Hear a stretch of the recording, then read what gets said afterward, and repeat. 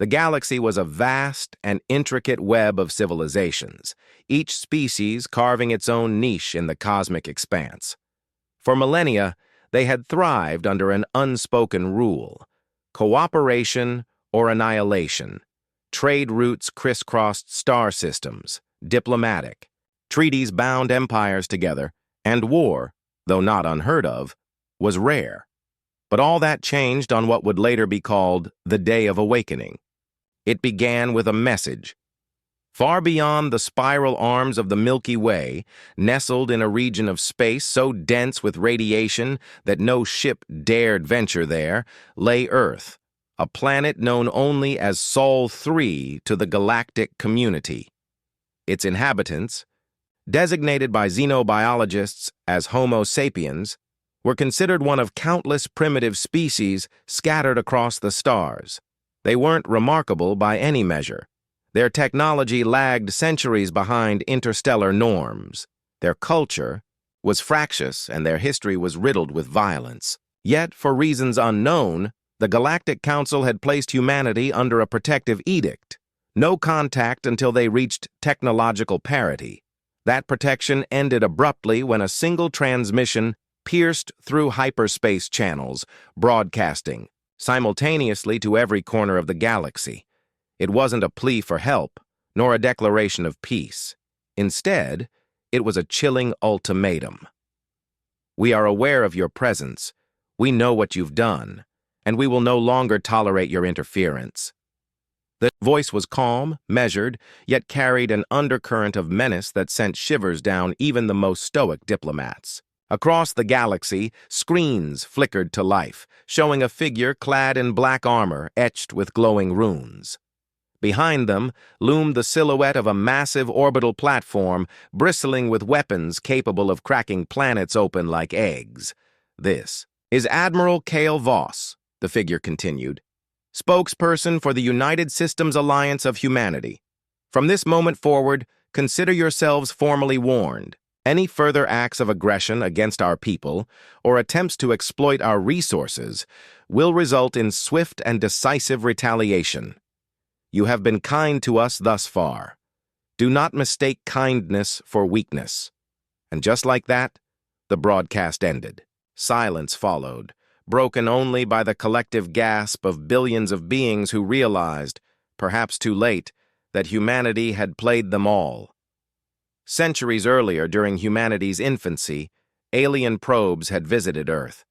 These machines were subtle, cloaked in invisibility fields and equipped with advanced sensors, designed to study emerging life forms without detection. What they found intrigued them. A species both fragile and ferocious, capable of creating art and waging war with equal fervor. Some factions within the galactic community saw potential in these creatures, while others viewed them as nothing more than pests destined to destroy themselves. But none could deny the resource-rich bounty of Sol 3. Mining operations disguised as natural disasters stripped Earth of rare minerals. Genetic experiments conducted under the guise of pandemics altered human evolution, ensuring they remained docile enough to ignore the truth. Even cultural influences were carefully curated, steering humanity away from paths that might lead to discovery of the wider universe.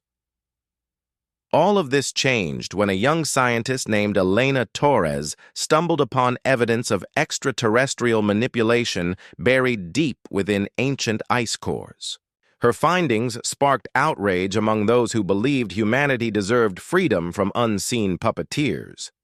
Within decades, a global movement arose, fueled by anger and determination. Nations set aside petty squabbles to unite under a singular banner, the United Systems Alliance of Humanity. What followed was a technological renaissance unlike anything seen before.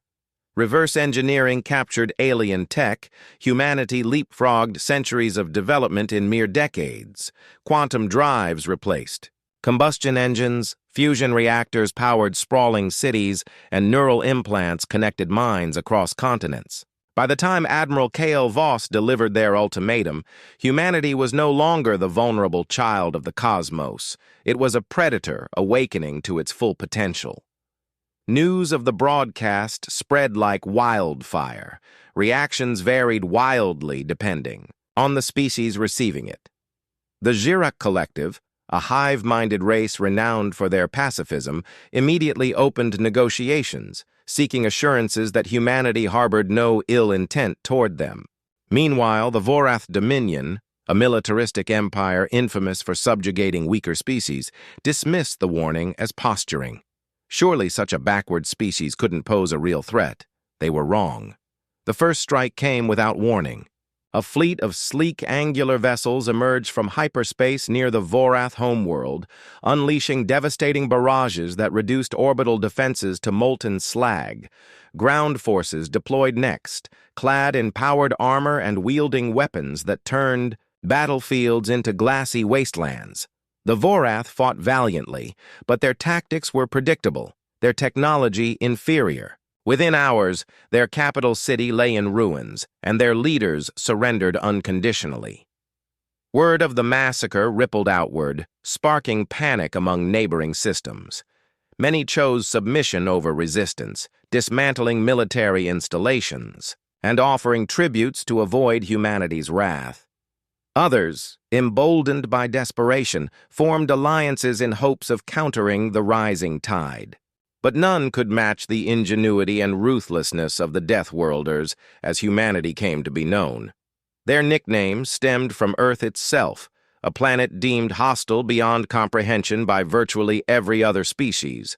Toxic atmospheres, lethal predators, and cataclysmic weather patterns made it nearly uninhabitable. Yet humans thrived amidst chaos, adapting and evolving faster than anyone thought possible. This resilience translated directly into their approach to warfare. Brutal, efficient, and utterly relentless, Admiral K.L. Voss became a legend overnight. Their strategies were masterful, combining psychological warfare with surgical precision. Entire fleets fell apart after hearing tales of how Voss personally led boarding parties onto enemy flagships, leaving none alive to tell the tale. Rumors circulated about their origins. Some claimed Voss was enhanced beyond human limits. Others whispered they were immortal. Whatever the truth, one thing was certain. Wherever Voss went, victory followed. As weeks turned into months, the balance of power shifted dramatically. Humanity expanded rapidly, claiming territories abandoned by fleeing species and fortifying key positions along trade routes. Diplomats worked tirelessly to forge new alliances, presenting humanity as guardians rather than conquerors. Those who resisted faced swift retribution, their worlds reduced to barren husks, serving as grim reminders of humanity's resolve. Yet amidst the carnage, stories emerged of mercy extended to those who cooperated willingly. Refugees fleeing oppressive regimes found sanctuary on human-controlled planets. Scientists shared knowledge freely, accelerating advancements across multiple fields. Artists collaborated on projects blending human creativity with alien aesthetics, producing works celebrated throughout the galaxy. Still, fear lingered. No one knew what drove humanity's sudden aggression. Was it vengeance for centuries of exploitation? Or something deeper, darker, an instinctual drive to dominate, ingrained in their DNA? Perhaps the answer lay in the final words spoken by Admiral K.L. Voss during their initial broadcast. You think you understand us because you've studied our biology, our psychology. But you're wrong. We are not like you. We do not forgive. We do not forget. And we will never stop fighting for our right to exist. Today, every species still tells stories about the day Deathworlders decided to stop being nice. Some recount battles fought against impossible odds. Others speak of friendships forged in unlikely places. All agree on one thing. Humanity's rise marked the beginning of a new era, an era defined not by conquest, but by coexistence tempered with respect. For better or worse, the galaxy would never be the same again.